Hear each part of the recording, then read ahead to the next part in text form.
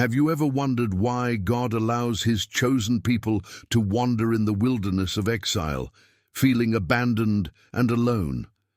Picture the heartbreak of losing your home, the silence of distant prayers. Yet, beneath the shadows of shattered walls and broken dreams, a promise burns, unyielding, unbroken. History records empires rising and falling, but there is a mysterious thread woven through the chaos, God's faithfulness, blazing like a beacon in the night. Few grasp the depth of what exile truly means, or the breathtaking power of return. Today, you'll discover the hidden purpose behind every tear, every lost path, every triumphant homecoming. What if exile isn't punishment but preparation? What if your greatest loss is the very soil where hope takes root? As you watch, get ready to see beyond the veil of suffering and witness the unstoppable tide of God's loving pursuit. Keep watching, because once you glimpse his faithfulness in history, you'll never see your own story the same way again. Close your eyes and imagine the city of Jerusalem. Golden stones glimmering in the sunrise, streets alive with the songs of priests, the aroma of sacrifices rising with the morning mist. It is the heartbeat of God's promise to his people, a place chosen before the foundations of the earth. But suddenly, echoing footsteps of foreign soldiers shatter the peace. Gleaming spears catch the light. Towering walls, once seen as unbreakable, tremble beneath an unstoppable force. In that instant, something unthinkable happens. The center of worship, the dwelling place of God among his people, is consumed in flames. The Israelites, the very people through whom God vowed to bless the nations, are ripped from their homes, scattered like chaff in a merciless wind. The exile has begun. You might be wondering, how could this happen? Wasn't Israel the apple of God's eye, a holy nation set apart? How could the Lord allow foreign conquerors, Babylonian kings with hearts as hard as bronze, to trample his chosen ones? Many believed that God's favor was like a shield, impenetrable, but the profound truth is much more unsettling and yet more breathtaking. Let's step back, centuries before the Babylonian invaders, into the pages of Deuteronomy. It's Moses, old and weathered, speaking to a nation on the eve of entering the Promised Land. His voice is urgent, prophetic. The Lord will scatter you among the nations, and only a few of you will survive among the nations to which the Lord will drive you. But if from there you seek the Lord your God, you will find him if you seek him with all your heart and with all your soul. Deuteronomy 4:27-29. Here's the first revelation. Exile wasn't a plot twist. It was written into the sacred storyline from the very beginning, a shadow falling across the promise, a warning echoing through the centuries. God knew his people would wander. He knew their hearts would wax cold, chasing after idols and fleeting alliances. And yet, the covenant he spoke was not merely about land or temple or ritual. It was about relationship, about the relentless pursuit of hearts, even when they strayed. Feel the weight of that ancient prophecy settling over Jerusalem as Nebuchadnezzar's armies lay siege. The city's last defenders, hungry, desperate, watch as the temple is desecrated, sacred vessels turn to the spoils of war. Families are chained together, forced to march towards Babylon, their old songs shattered into wails. Imagine the dust on their feet, the burning sun overhead, the ache of memory. Every step is a living paradox, punishment, and yet hidden within the seed of hope. But this raises an even deeper question. Why did God anchor his promises to a people knowing full well they would fail him?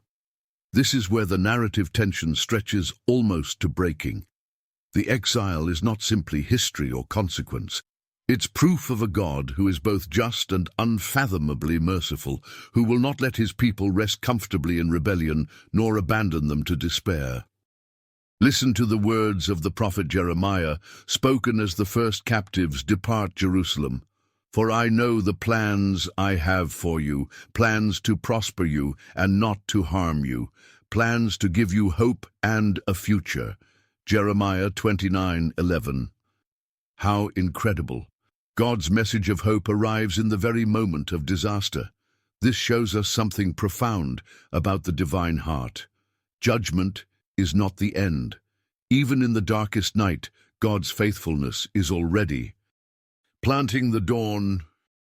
Consider the Babylonian landscape, a world of strange tongues, foreign gods, alien customs. The Israelites must learn every morning to survive as exiles. Their identity, once rooted in sacred soil and temple ritual, is now tested and refined in a crucible of suffering. Psalm 137 captures the heartbreak. By the rivers of Babylon, there we sat down. Yea, we wept when we remembered Zion. It is here, stripped of every familiar comfort, that the people rediscover what it truly means to belong to God.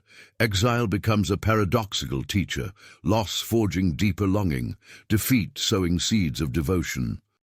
You might be asking, what was God truly after in all this?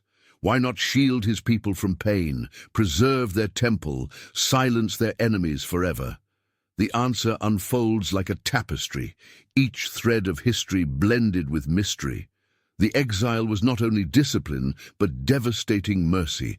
Through heartbreak, God recentered Israel's identity away from land or ceremony and back to himself, a God who travels even the road of sorrow with his beloved. But even as tears watered the ground of Babylon, whispers of hope began to swirl. Prophets like Ezekiel spoke of new hearts, of a spirit poured out, of dry bones rising to life.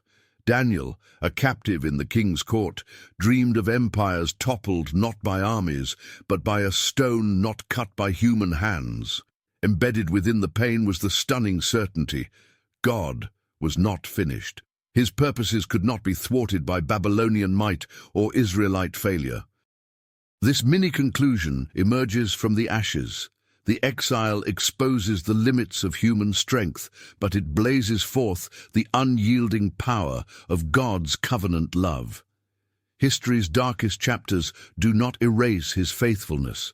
They reveal it in deeper shades. Now the narrative sharpens. After 70 long years, the number spoken by Jeremiah, another shockwave strikes the ancient world. The mighty Babylonian Empire collapses, toppled in a single night by the armies of Persia.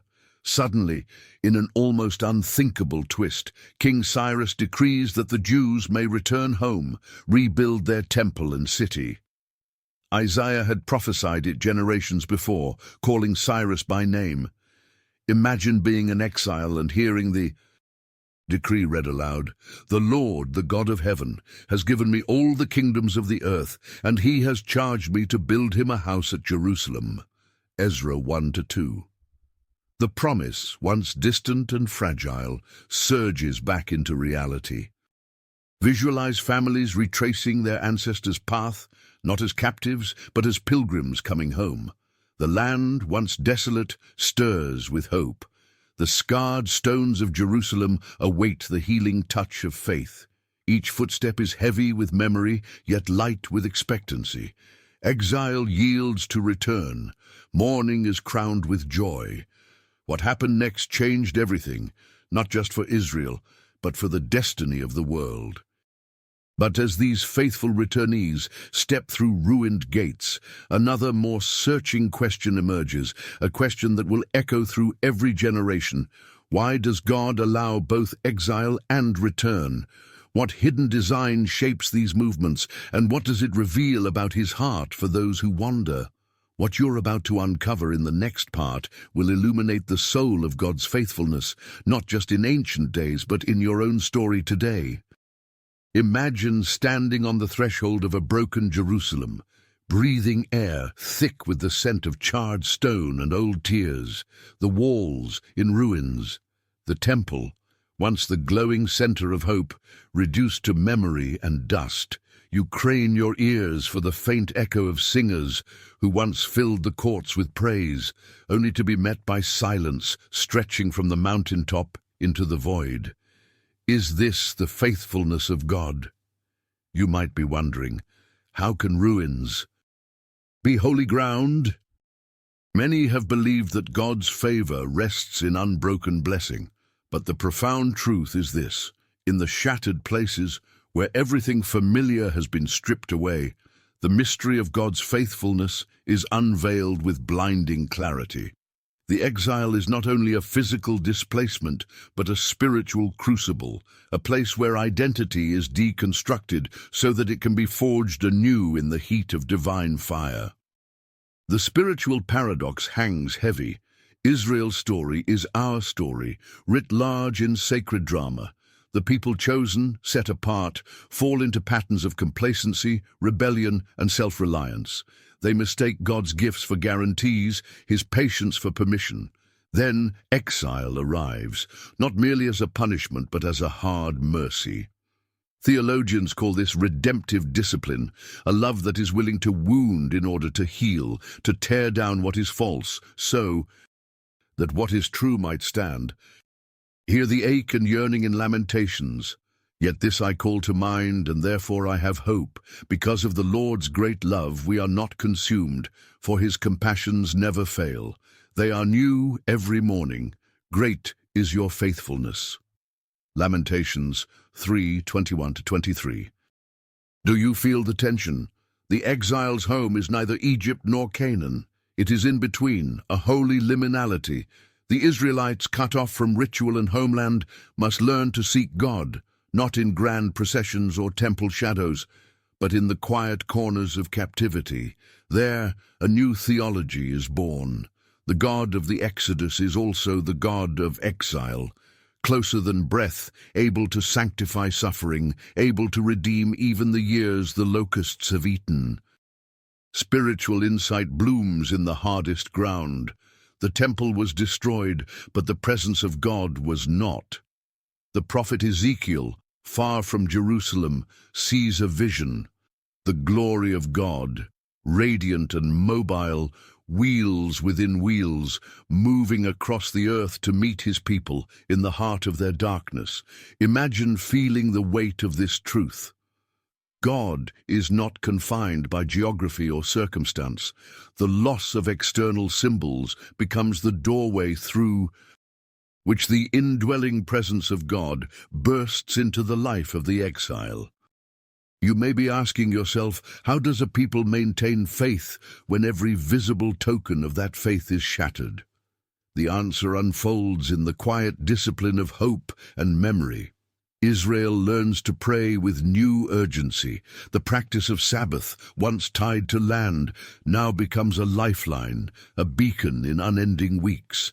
The scrolls of Scripture, carried into Babylon, become living bread. In synagogues born in exile, the word is read, songs are sung, and tradition is kindled, one trembling flame at a time.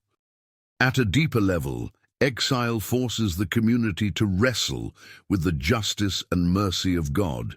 Are these merely punishments for breaking the covenant, or is there a secret kindness woven in? The prophets dare to answer. Isaiah proclaims, I have refined you, but not as silver. I have tried you in the furnace of affliction. Isaiah 48:10. Jeremiah, voice trembling, assures, I will bring them back to this place and let them dwell in safety. Jeremiah 32:37. This illuminates a cosmic truth. In the scarred landscape of exile, God unveils his heart as both judge and redeemer, holy and intimate. He allows trial, yet never surrenders his people to destruction. His faithfulness is not measured by the absence of suffering, but by his presence within it. Exile becomes the forge for deeper trust, a refiner's fire that burns away illusion and anchors the soul in unyielding grace. But this raises an even deeper question. Could it be that exile was the necessary soil in which hope for something greater could grow? The answer, hidden in prophecy, emerges as a lifeline stretched across the centuries. For within the words of Ezekiel, Daniel, and Isaiah is the birth of messianic expectation, a glimpse that the return to Jerusalem, glorious as it seems, is but a shadow of a more profound return. The restoration of the soul, the reconciliation of Creator and creation. Consider Daniel, praying in the upper room with windows open toward a ruined city. The threat of lions' jaws is nothing compared to the ache for home, yet Daniel's faith does not perish in the jaws of loss. Habits formed in exile become a spiritual arsenal, the discipline of prayer, the urgency of repentance, the anticipation of divine intervention. This is the secret. Exile's hunger for God makes room for the fullness of redemption. Isaiah's vision blazes with a promise beyond return. Comfort, comfort my people, says your God. Speak tenderly to Jerusalem. Isaiah 41:2. God pledges not only to restore but to comfort, not merely to rebuild, but to renew. The language is intimate, almost scandalous in its nearness. The judge becomes the shepherd, carrying exiles back in his arms. This moment in the narrative offers a profound mini-conclusion. Exile may look like God's rejection, but is, in fact, the deepest unveiling of his love. The brokenness of exile becomes the womb from which enduring faith is born. The old heart of stone gives way to a new heart of flesh. The promise is not just a return to a geographical home, but a journey into the Father's arms. Now the narrative turns on a further revelation. The pattern of exile and return begins to echo through all of Scripture. Think of Abraham wandering as a foreigner, Joseph rising from prison to palace, David hunted in the wilderness, even the Lord Jesus driven into the desert, rejected by his own. Exile is not an interruption in God's plan. It is the pattern by which God forms his people and reveals his glory. You might be wondering, is this pattern only for ancient Israel, or is it a spiritual map for every soul who tastes loss and longs for return? The theological perspective is stunning. Every heart, in some way, knows the ache of exile, alienation from God and from home. But through Christ, the exile ends not in despair, but in homecoming. The cross itself is the place where the greatest exile, God forsaken, humanity divided, is transformed into the greatest return, reconciliation through resurrection. The Apostle Peter writes to his readers as exiles scattered throughout the provinces, 1 Peter 1:1, making it clear, this is the experience of all believers. Yet he anchors their hope in these words, though you have not seen him, you love him, for you are receiving the end result of your faith, the salvation of your souls. 1 Peter 1:8-9. Here, the exile is no longer a sign of God's absence, but of his nearness, an invitation to deeper dependence, purer joy, and the renewal of everything lost. This shows us something profound about God's faithfulness. It chases us into the far country, carries us in seasons of silence, and calls us by name when it is time to return. Exile in the hands of the Almighty is not the last word. It is the chiseling of the heart, the preparation for glory. But this only scratches the surface. If exile and return are spiritual realities woven into the blueprint of human longing, what does this mean for our world today? How do these ancient rhythms play out when our own lives are marked by wandering, loss, and the hope of homecoming? What you're about to discover in the next part will bring ancient prophecy crashing into practical reality, stories that will challenge, inspire, and transform the way you see exile, return, and God's unstoppable faithfulness. Don't miss what comes next. Picture this. You wake up one morning and everything familiar, your job, your relationships, your sense of purpose, suddenly slips through your fingers like sand. The world you once called home now feels alien and indifferent. The colors faded to gray. You're surrounded by people, but loneliness presses in like a silent exile. In our modern lives, exile is not just a distant event locked in ancient scrolls. It's a living reality experienced in heartbreak, transitions, and moments of profound displacement. Many believe that spiritual exile is rare, only for the rebellious or the unfortunate, but the profound truth is that everyone, at some point, walks a path of wandering. The stories of ancient Israel echo in the corridors of our own hearts.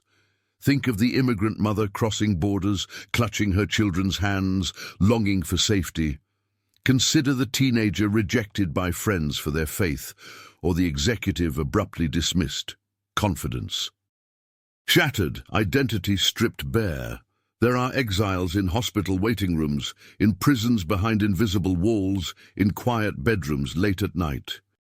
You might be wondering, what does ancient exile have to do with the anxieties, uncertainties, and challenges that shape my life today? The answer pulses beneath the surface of every trial. The God who met his people in Babylon is the same God who steps into our wilderness with us, speaking comfort into chaos. Let's look at a modern example. Communities driven from their homelands by war or persecution, in refugee camps, under tents battered by wind and rain, families gather in circles, praying the same words sung by exiled Israelites millennia ago. Some clutch battered Bibles, the paper thin and worn from countless readings. Against all odds, hope emerges, a whisper that God's presence is not chained to temples or traditions, but travels with them, igniting faith even when all seems lost. One refugee, a father named Samuel, describes gathering his children at dusk. We have no home, but every night we remember who we are. We sing to the Lord, and the darkness cannot overcome it. Just as exiled Israel lit the lamp of Sabbath in foreign lands, countless modern believers kindle hope in unexpected places. But exile is not only experienced in physical displacement. Sometimes it's the quiet ache of spiritual dryness, a season of unanswered prayers when God feels silent, distant. You might be there now, wondering if his promises still stand, if your story matters in the sweep of history. Many believe that such seasons mean God has abandoned us.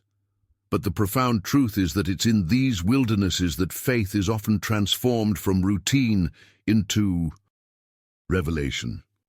Consider the story of Corrie ten Boom, imprisoned in a Nazi concentration camp for hiding Jews during World War II. Stripped of freedom, security, and even family, she faced the unspeakable sorrow of exile. And yet, amidst the darkness, her faith became radiant. There is no pit so deep that God's love is not deeper still. In brokenness, God's presence proved indestructible. Corrie's prison became a pulpit.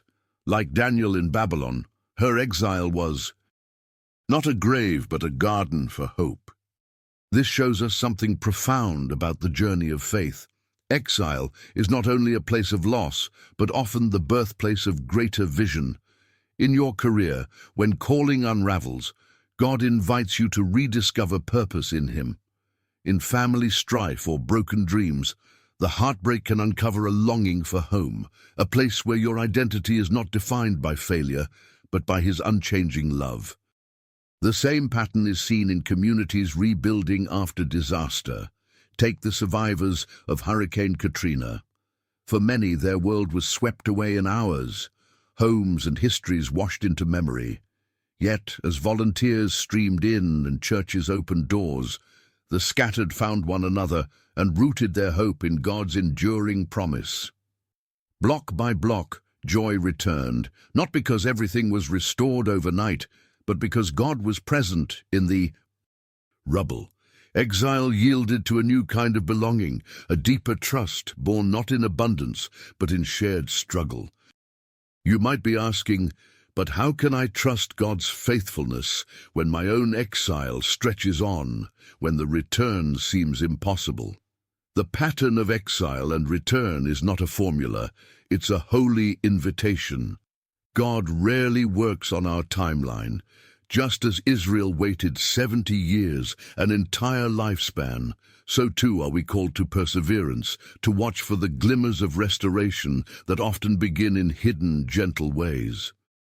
Imagine feeling the weight of waiting, then picture the first signs of return, a new friendship after betrayal, a job after months of unemployment, a sudden surge of hope where despair seemed permanent.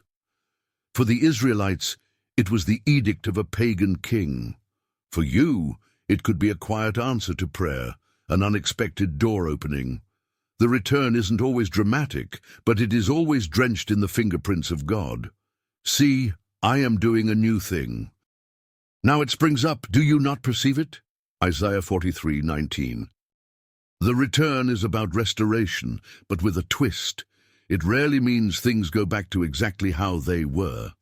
The Israelites who returned found Jerusalem wounded, the temple smaller, the city uncertain. Many wept. But in those tears, something holy blossomed, a new dependence on God, a new community formed in shared vulnerability. Likewise, when God leads us through exile into return, He doesn't simply patch up the old life, He creates something richer, deeper, more true to His heart. Consider the movements of faith among persecuted churches today. In nations where Christianity is suppressed, believers gather in secret, sometimes at great risk. Their exile from the mainstream is real, and yet underground, the gospel flourishes. Forged in pressure, their faith is vibrant, contagious, a living echo of Daniel, Ezekiel, and Esther. Exile becomes the stage for resilience, spreading hope like wildfire beneath the surface. There's a reason why so many spiritual awakenings are born in crisis, recovery programs, or prison ministries. When the false promises of this world fall away, when we taste longing and loss, we become receptive to God's persistent invitation. Exile strips away the illusion of self-sufficiency and opens the eyes of the heart. The stories are everywhere. Men and women who lost everything, only to discover in the wilderness a God who gives Himself as the ultimate gift. This is the profound outcome. Exile is not the end, but a chapter leading to a more beautiful story. Our real-world experiences of wandering and loss become the soil where gratitude, compassion, and a new sense of family take root. God is not merely waiting at the finish line. He walks beside us on every step of the journey, reshaping our desires, revealing His faithfulness in astonishing everyday miracles. But as you sense the hope rising, another question emerges. What if your personal story of exile and return is not just about you, but part of a much larger prophetic movement unfolding in our world? What does it mean that God's faithfulness, displayed in ancient Israel's journey, reverberates across every culture, every mile of history, straight into your own life? In the next part, you're about to encounter mysteries and possibilities that reach far beyond what meets the eye, implications that may just shift your understanding forever. So don't look away now. The next revelation is closer than you think. What if the stories of ancient exile and return are more than memories, more than moral lessons, more than echoes fading in the dust of history? What if the rhythm of loss and homecoming, wandering and restoration is a living prophecy that is still unfolding, not just for individuals, but for nations, for all humanity, and for creation itself? You might feel a chill of anticipation, sensing that everything up until now has been preparing you for this, the mysterious heartbeat pulsing through generations of God's unstoppable plan. Let's begin with a startling revelation. Biblical prophecy is not frozen in distant history. It's a current that surges through the present and arcs into the future. The exile of Israel was spoken of by prophets with eyes wide open to eternity. Ezekiel saw dry bones rise, a valley of the dead trembling as the breath of God brought flesh and life. Isaiah looked to a servant who would bear the exile of all people, taking upon himself the world's separation and offering a return beyond anything seen before. These are not just predictions, they're invitations into God's cosmic diagnosis and cure. You might be wondering, if God allowed Israel's exile and promised their return, does that mean there are future returns yet to come? The answer sends ripples down the spine of history. After Babylon, yes, the Jewish people came home, but not all at once and not fully. Their longing lingered. Over centuries, Israel faced many new forms of exile. Dispersion after Rome destroyed Jerusalem again, communities scattered across continents, each exile deepening the ache for return. The very existence of the modern state of Israel, after almost 2,000 years, stands as a dramatic fulfillment of ancient words. I will bring my people back from exile, Amos 9:14. It is one of the most astonishing stories in all of human history, an ancient promise reborn in modern headlines. But the prophetic current doesn't stop at one nation's borders. Scripture hints at something vaster. The exile of Israel becomes a pattern, a microcosm of a much larger drama. Listen to Paul's words in Romans. For if their rejection brought reconciliation to the world, what will their acceptance be but life from the dead? Romans 11:15. Here, exile and return aren't merely historical cycles. They are a divine strategy for the redemption of all peoples. God scatters only to gather, allows loss only to prepare for a return that is resurrection. Can you feel the tension building? Our world today is still marked by spiritual exile, wars, ethnic displacement, tension in Jerusalem, the groaning of creation under the weight of sin.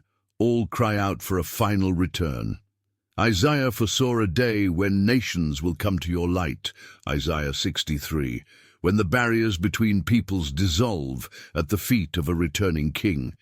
Exile, it turns out, is not simply the story of one people, but the inevitable ache of every soul and every society estranged from God's original design.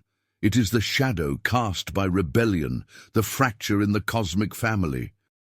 Yet in every prophecy, hidden between judgments and tears, is a promise rising like the dawn. Jesus arrives, stepping into history as the ultimate exile, the divine Son, leaving the glory of heaven to walk the dust of earth. He is despised and rejected by mankind, a man of suffering and familiar with pain. Isaiah 53:3. On the cross, he tastes the most profound exile imaginable. My God, why have you forsaken me? But what happens next changes everything. On the third day, Jesus becomes the first to truly return from exile, not merely to the land, but to unbroken fellowship with God. The curtain is torn, the way home flung open to all. This pattern of exile and return, death and resurrection, stretches toward the horizon of prophecy. As Jesus promised, he will send his angels with a loud trumpet call, and they will gather his elect from the four winds, from one end of the heavens to the other. Matthew 24:31. Every moment of human exile, every ache for belonging, is heading toward a cosmic homecoming. The return not only of peoples to lands or wanderers to hope, but of all things reconciled under Christ. Imagine for a moment a world where every tear is wiped away, every injustice overturned, and every longing satisfied in the presence of God. Does it sound impossible?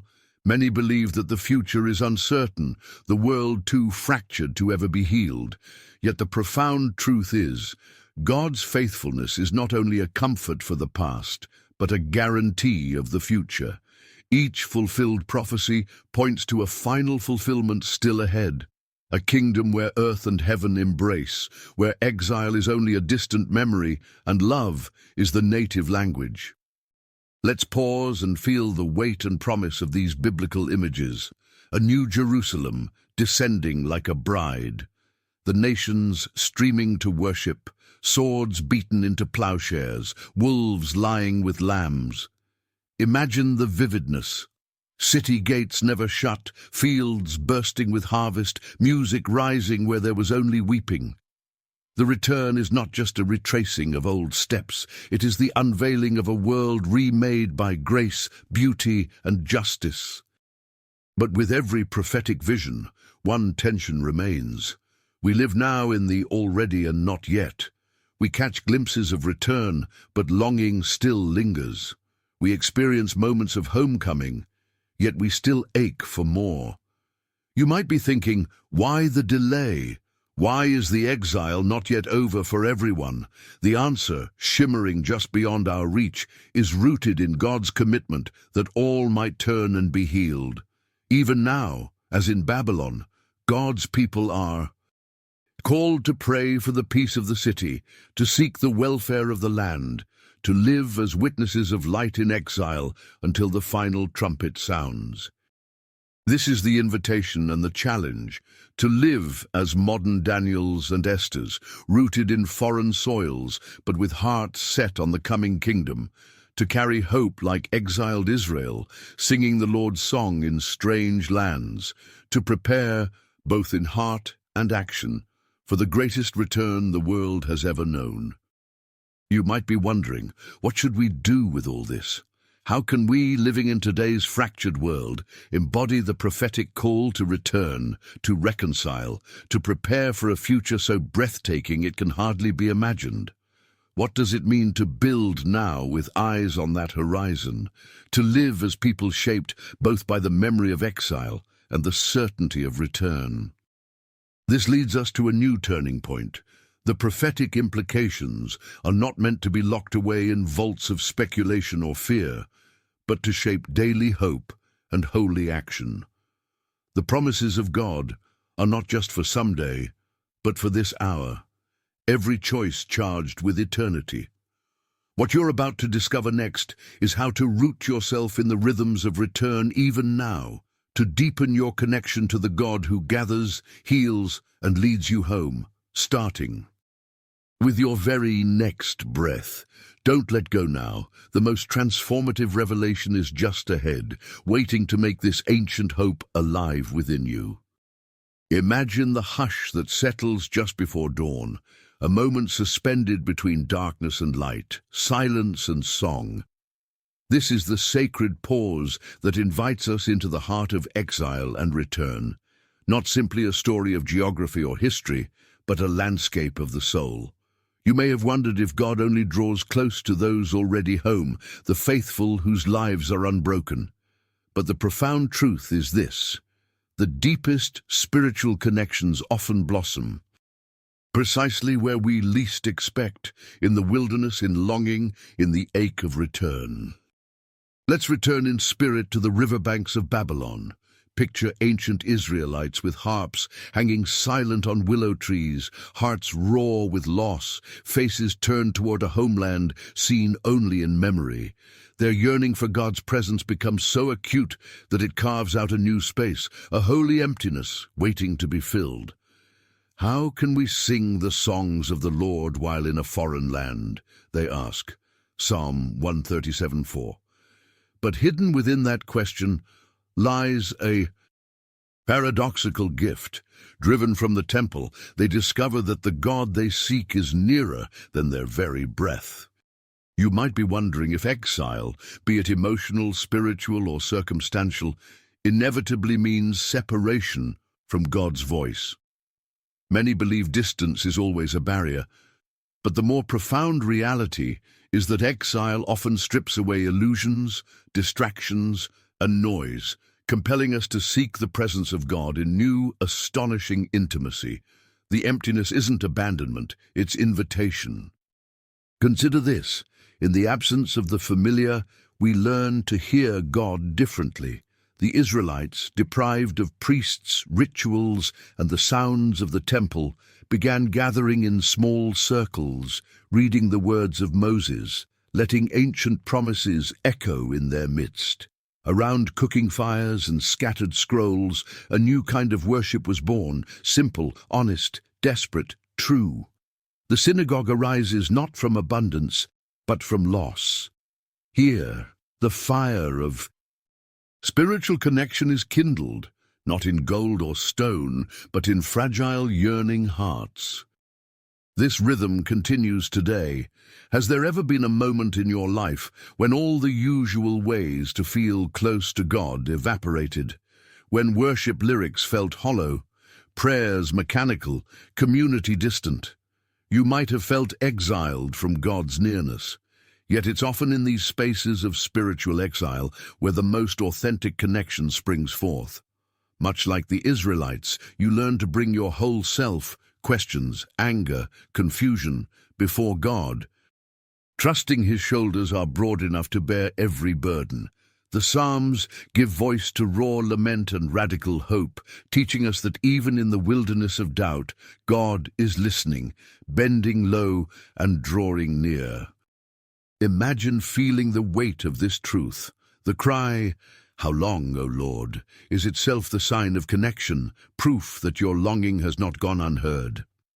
As the prophet Jeremiah assures, speaking God's promise to the exiles, "You will seek me and find me when you seek me with all your heart. I will be found by you." Jeremiah 29:13-14a. God does not taunt with absence. He lures us deeper, calling us to discover Him in new, unexpected ways. This leads to a breakthrough realization, a mini-conclusion blazing with light. When we let the reality of exile soften our hearts, breaking down pride and false independence, we begin to experience God less as a distant concept and more as a living companion. Exile can transform prayer from obligation into oxygen, repentance from shame into homecoming, and worship from routine into rescue. But how, you may ask, do we move from suffering exile to embracing the return? The key lies in vulnerability, a willingness to see exile not only as absence, but as invitation. It is the humility of admitting, "I cannot find my way home on my own." It is opening your heart to God's searching gaze, allowing His Spirit to uncover both the wounds and the wonders hidden within. The Israelites in exile confessed their failures, remembered God's mighty acts, and clung to hope with trembling fingers. They did not wait for perfect faith. They returned with every scrap of longing they carried. Modern-day spiritual communities echo this same pattern. Think of recovery groups that gather in church basements, or believers whispering prayers in coffee shops, finding God in the honesty of their struggles. In places of exile, a new kind of unity is born, a family not of perfection, but of shared grace and need. Sometimes the person sitting beside you, broken yet seeking, becomes the very messenger of God's love, living proof that He dwells wherever two or three gather in His name. Perhaps you've even noticed moments in your own life when, in loss or confusion, your prayers became more honest, or your experience of God more real. The exile shapes us so that we can recognize return when it arrives, not as merely a change of circumstances, but as the rekindling of the heart's deepest affection. Restore us, O God. Make your face shine on us that we may be saved. Psalm 83. The yearning itself becomes our path home. But this raises a still deeper question, a quiet and thrilling possibility. What if exile and return are not single events, but a sacred rhythm meant to draw us ever closer, again and again, to the heart of God? What if every season of wandering, every shattered dream, every long night is another step in the divine choreography, a dance that ends in perfect embrace? You might be thinking, if this is true, how can I become more attuned to God's nearness, even in my own wilderness? The answer lies in intentionally cultivating spaces for encounter, honest confession, expectant hope, listening for his voice in scripture, song or silence. Let yourself be surprised by grace, a word of encouragement from a friend, the sudden beauty of sunlight through rain, the inexplicable peace that floods your heart after. Lament. God delights in meeting you at the crossroads, turning even your exile into a doorway of discovery. And as your own spiritual connection deepens, something happens. You become a living signpost for others. Just as the Israelites, after return, could tell the next generation, "The Lord brought us out of captivity," so your story, every scar, every answered prayer, becomes an invitation for others to seek and find. This reveals something profound about the nature of God's faithfulness. It multiplies. Each return, each restoration, ripples outward, inviting others to journey from exile to embrace. The God who met Israel on foreign soil longs to meet you, and through you, invite whole communities, families, workplaces, cities into the blessing of return. But here's the mystery yet to be unveiled. Once you've touched the profound presence of God in exile and return, how do you take practical steps so this discovery shapes every part of your daily life? How do you weave this rhythm of longing and coming home into your habits, your decisions, your relationships? What you're about to uncover next are the keys to turning spiritual passion into a way of life, a guide to living day by day in the transformative reality of God's ever-faithful return. Stay with us. The journey is about to become even more real. What if the profound mysteries of exile and return are not only ancient stories or prophetic hopes, but an invitation waiting to be lived out in the daily patterns of your own life? Imagine for a moment, every sunrise, every setback, every moment of confusion or longing is charged with the potential of spiritual discovery. Many believe that true spiritual growth is reserved for some distant mountaintop, far from the mess and monotony of ordinary days. But the profound truth is this: it is in the wilderness of everyday life and the ordinary rhythms of return that God most often shapes our souls. You might be wondering, how do I step into this sacred rhythm? Where do I even begin?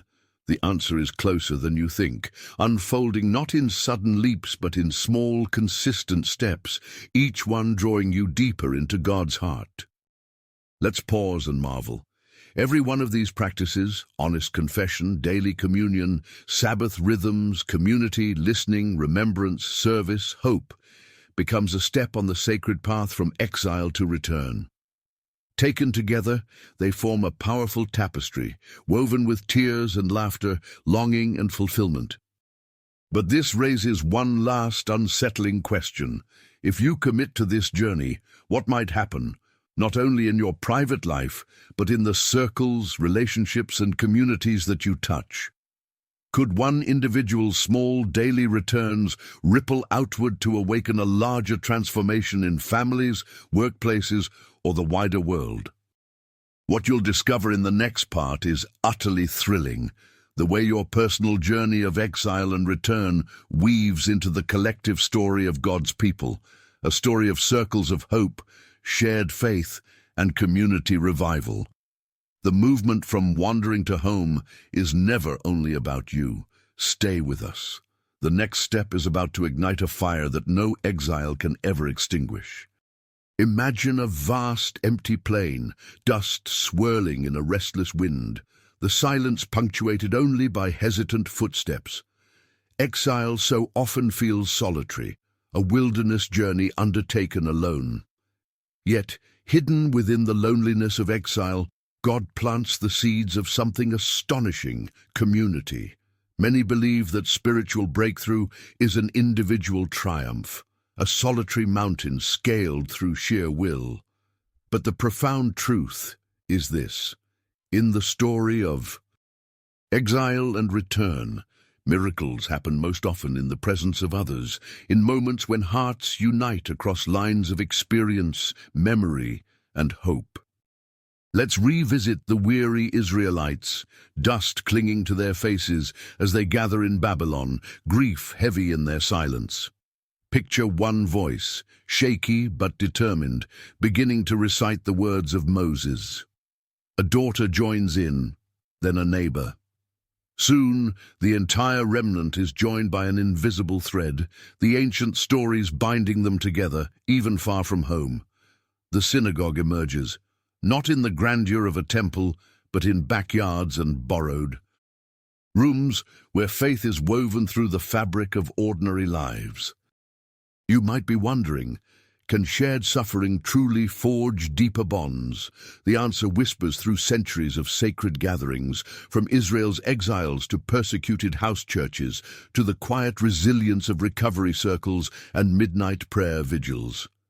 Exile strips away status, pride, and self-reliance, revealing a common hunger for belonging and hope. By the rivers of Babylon, there we sat and wept, the psalmist confesses. Not I, but we.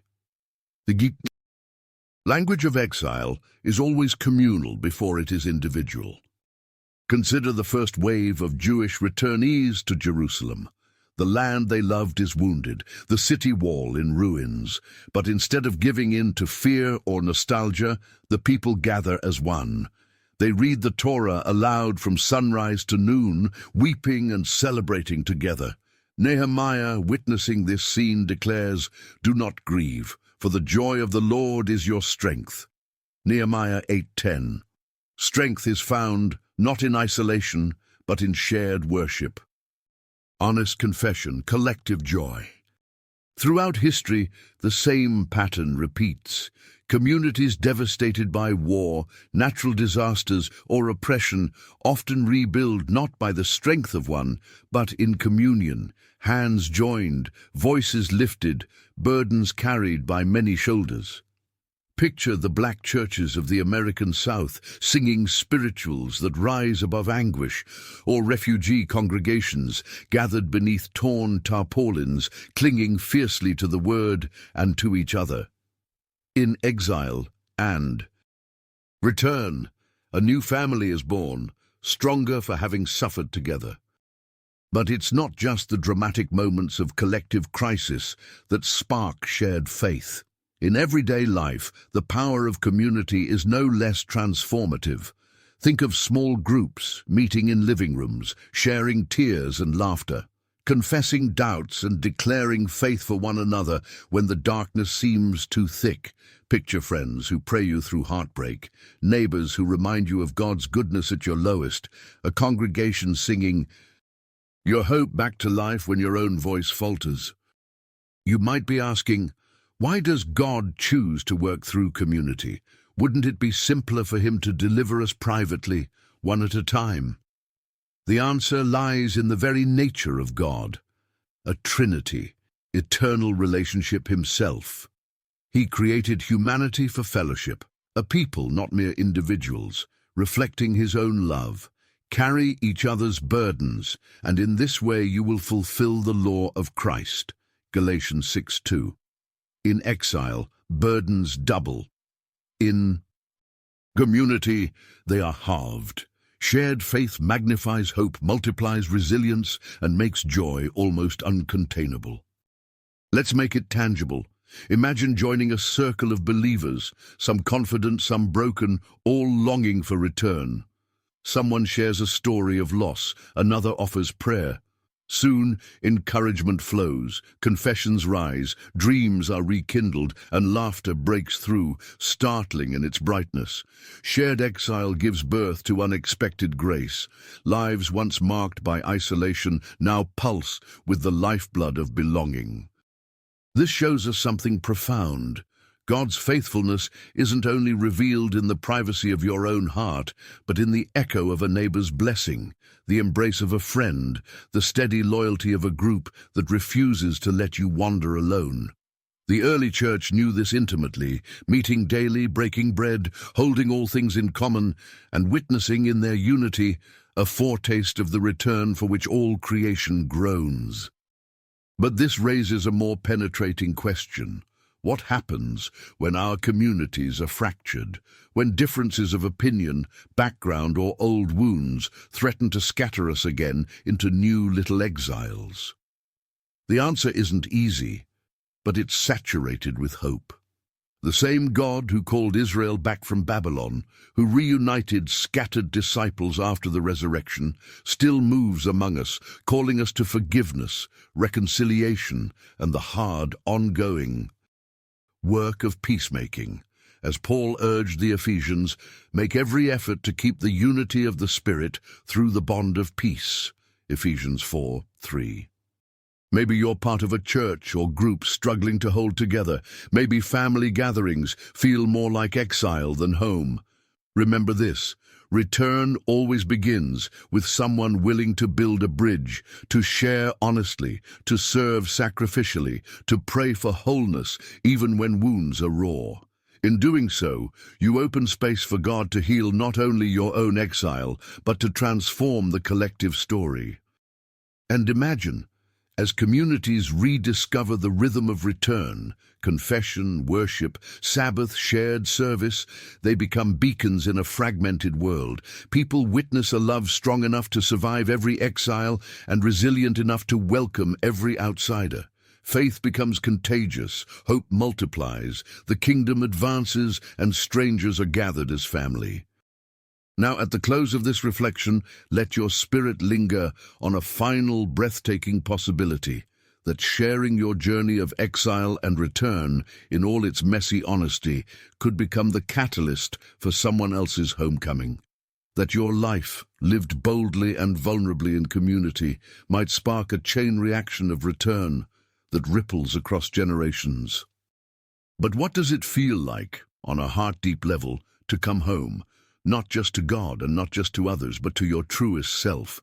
What hidden treasures await those who dare to reflect deeply on their personal story of exile and witness how it was woven all along into the great tapestry of God's faithfulness? In the next part, you're about to encounter stories and questions that will invite you to see your entire life with new eyes, a perspective that could transform every exile and every return into radiant glory. The final secret is about to be revealed. Don't miss it. Imagine returning home after a lifetime away. The road is familiar, and yet every step feels new. Your heart trembles with the ache of all you've lost and the hope of all you might yet find. Above you, the ancient sky is painted with possibility. You are not the same as when you left. Every scar, every tear, every whispered prayer has reshaped your soul. In this moment, the journey of exile and return is no longer a theory or a lesson. It is your story, refracted through the light of God's unbreakable faithfulness. Pause for a heartbeat.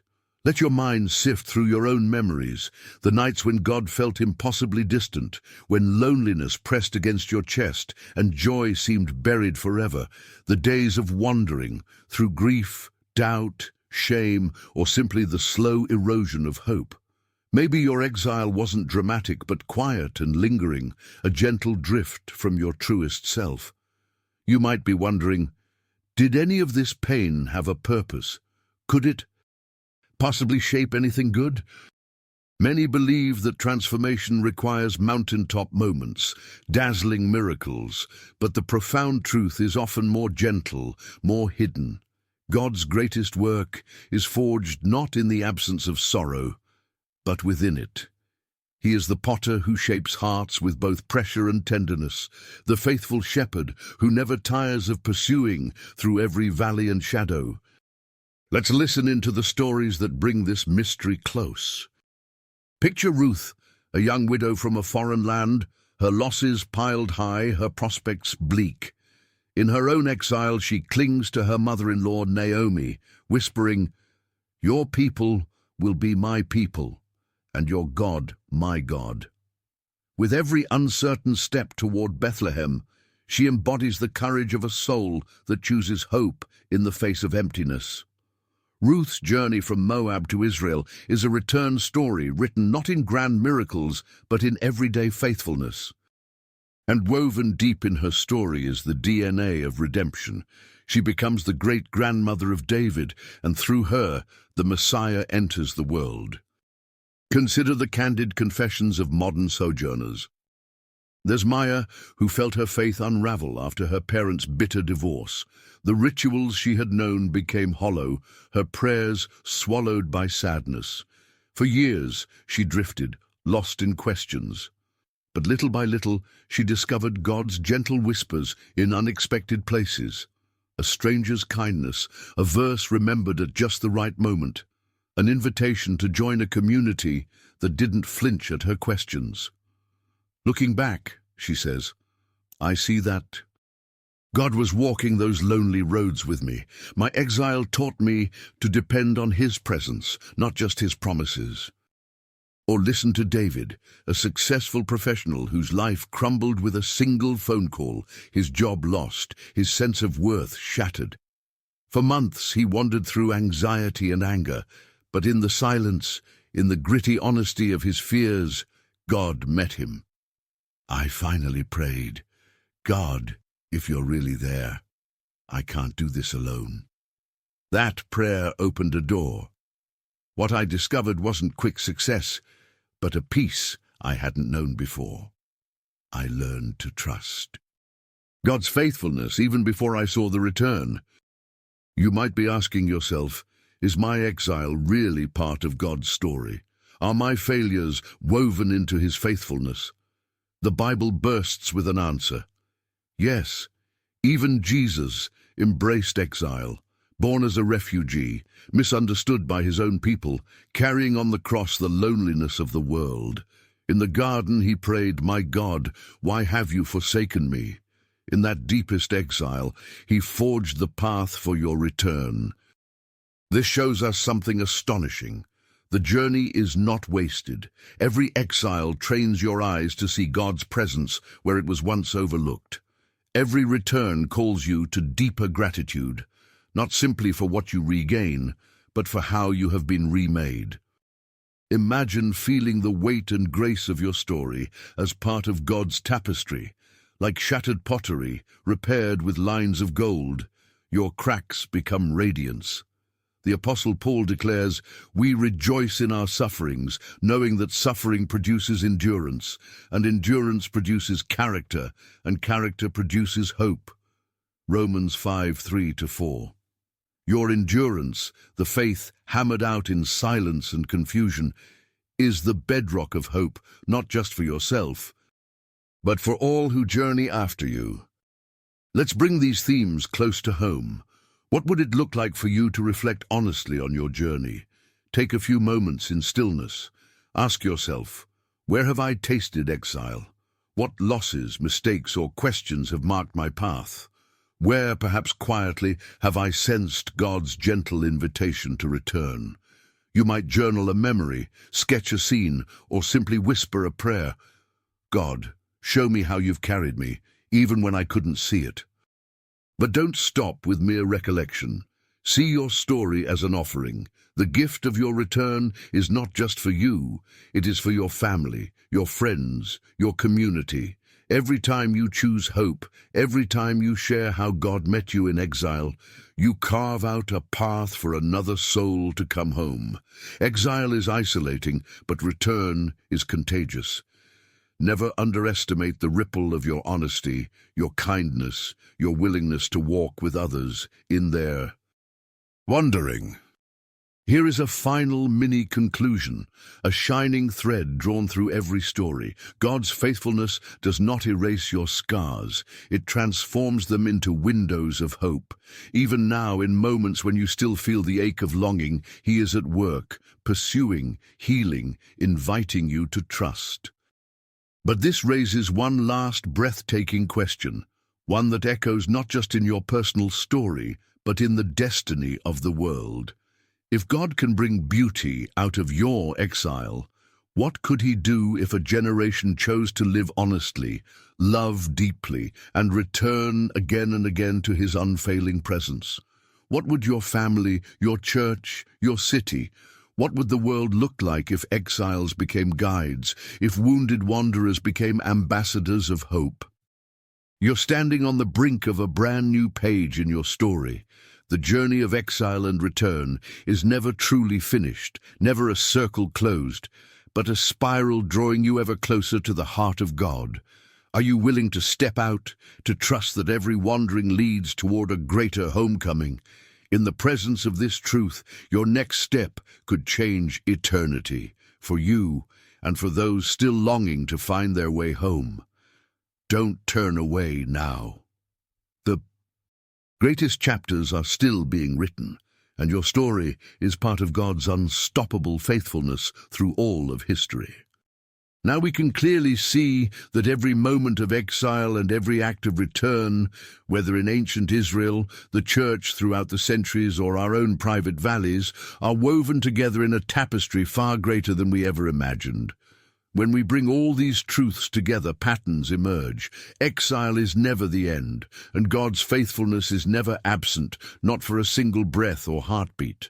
Each hardship, each longing, each question is folded into the grand embrace of God's ongoing redemption, a faithfulness that is never exhausted by our failures nor threatened by our wanderings. Throughout history, God has guided his people through the wilderness not as a punishment alone, but as preparation. The wilderness strips away comfort and illusion, creating space for authentic encounter and deep transformation. The same divine hand that allowed exile also wrote the promise of return before the first steps were ever taken away from home. Exile drives his people to rediscover his presence beyond ritual and routine, to cry out in hunger and humility, and to remember again and again that even in the darkest night, God is already preparing the dawn. Feel the grand arc. From Egypt to Babylon, from scattered disciples to modern faith communities rebuilding after unspeakable loss, to your solitary prayers in the quiet and your tears in the dark. God has never left his people in their exile. Instead, time after time, he moves close, sometimes with thunder, sometimes with a whisper, reminding us that we are never truly forgotten, never truly alone. And this brings us to our spiritual climax, to the powerful revelation at the heart of all exile and all return. The reason God allows wandering is to create the possibility of homecoming, the kind of profound, unshakable faith that only grows through loss and hope fused together. The ultimate exile was carried by Christ himself, who took our alienation on his shoulders and opened for us a greater return than Israel could have imagined. The way back to the Father's heart. Picture the tapestry in its fullness. A river of tears becomes a wellspring of songs. The scattered are gathered. Brokenness is stitched with threads of gold. What was lost is not only restored, but renewed, deepened, glorified. Exile does not mean abandonment. It marks the place where God's love reveals its most mysterious depths. Let this truth awaken a spark in your heart. Your story, yes, yours, is part of this everlasting movement from wandering to welcome. Imagine, just imagine, what could unfold if you risked living as one who believes that every exile prepares the soil for return, and every return testifies to God's undimmed faithfulness. The door is always open, the invitation always stands. So how do we move from reflection to transformation? What steps does this holy pattern invite you to take right now in your ordinary life? First, let your heart be honest before God about your place in the journey.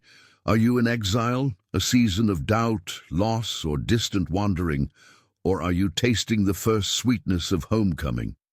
Wherever you are, bring your whole self into the light. God meets you in the truth, not in pretense. You are invited to begin today with a simple prayer. Lord, show me where I need to return. Show me how you have never left me, even when I couldn't see you. Second, seek out your fellow travelers. Don't walk the journey alone. Many live in hidden exile, but you're invited to join hands, to build community, to share your stories of loss and return. Reach out to a friend, join a group, serve side by side.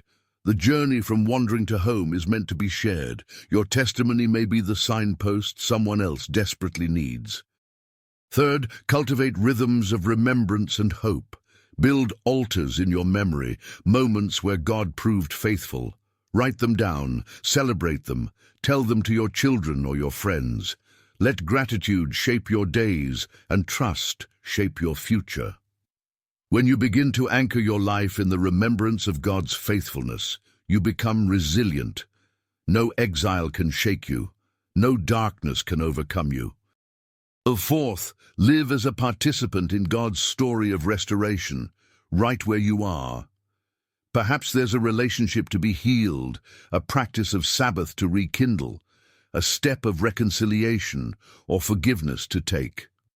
Imagine how your life would change if you saw every challenge, every waiting season as a vital piece of God's renewal in the world. This is God's moment for you, to exchange despair for determination, longing for love, loss for purpose. And finally, hold expectant hope as your compass, especially when the end of exile feels far away.